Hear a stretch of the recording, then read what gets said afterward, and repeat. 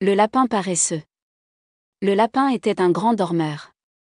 Il se roulait d'un côté à l'autre de son lit moelleux, ne se réveillant que pour se régaler des meilleurs légumes du jardin.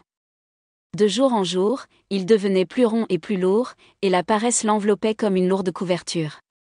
Il ne travaillait plus, n'explorait plus la forêt, ne sautait plus avec agilité parmi les buissons en fleurs. Sa vie se résumait au sommeil et à la nourriture. Un matin, alors que le soleil perçait à travers les branches des arbres et que les oiseaux chantaient gaiement, le lapin découvrit qu'il ne pouvait plus sortir seul du lit. Ses voisins durent l'aider, le tirant difficilement hors de son terrier. Il était devenu si faible que même une simple marche était un défi.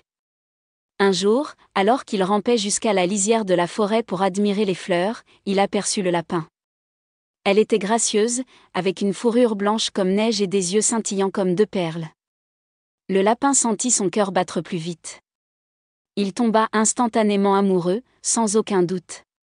Il prit son courage à deux mains et essaya de s'approcher de lui, mais le lapin, le voyant si négligé et maladroit, s'enfuit effrayé.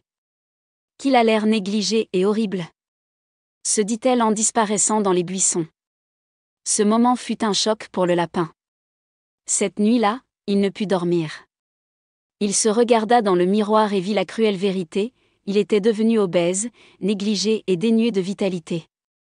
Mais au lieu d'être accablé par la tristesse, le lapin décida qu'il était temps de changer. Le lendemain, il se fixa un programme strict, il se mit à courir tous les matins, à manger moins et plus sainement, à nettoyer son terrier et à chercher un travail. Il voulait devenir un nouveau lapin, fort et digne de respect. De jour en jour, le lapin devint plus actif et plus vif. En quelques mois, il était méconnaissable, mince, énergique et sûr de lui. La forêt résonna à nouveau de ses sauts joyeux et de ses cris perçants. Peut-être qu'un jour, le lapin le verrait avec des yeux différents. Mais jusqu'alors, le lapin savait que sa plus grande victoire avait été sur sa propre paresse. Car, au final, si on est paresseux, on ne peut pas être apprécié.